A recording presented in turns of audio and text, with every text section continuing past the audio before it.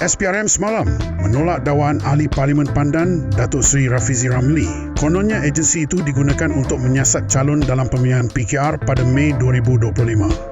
Dalam satu kenyataan, SPRM menyifatkan tuduhan Rafizi itu sebagai tidak berasas dan tidak benar.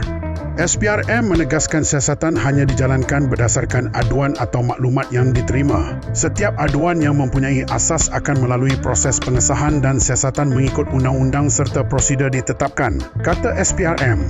Dalam perkembangan yang lain, Ketua Penerangan PAS, Ahmad Fadli Syari berkata, PAS sentiasa terbuka untuk mengadakan dialog dengan mana-mana pihak, termasuk MCA, bagi menjernihkan kekeliruan mengenai dasar parti itu. Kata Fadli, apa juga pandangan terhadap PAS wajar dijernihkan melalui dialog terbuka, bukan persepsi yang tidak lengkap. Ini berikutan MCA menyatakan tidak akan bekerjasama dengan PN sekiranya PAS tidak berubah. Sementara itu, Profesor Kehormat Pusat Pengajian Pendidikan Jarak Jauh USM, Prof. Dr. Ahmad Fauzi Abdul Hamid menegur desakan yang timbul daripada bersatu bahagian Kuala Terengganu yang dianggap berlebihan seolah-olah menafikan ruang perbezaan pandangan dalam parti.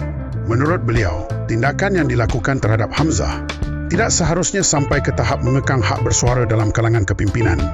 Dalam perkembangan yang lain, baru-baru ini Politico telah menjalankan tinjauan pendapat awam mengenai tahap keprihatinan rakyat terhadap isu-isu utama negara. Soalan yang dikemukakan berbunyi, apa masalah paling kritikal di Malaysia ketika ini?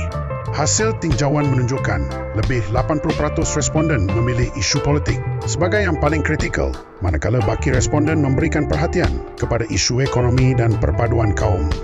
Dapatan ini mencerminkan persepsi awam bahawa ketidakstabilan politik, pergolakan parti dan isu kepimpinan negara dilihat sebagai faktor utama yang memberi impak langsung kepada kehidupan rakyat.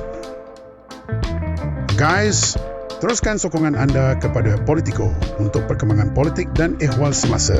Sila like, share dan subscribe politico.my.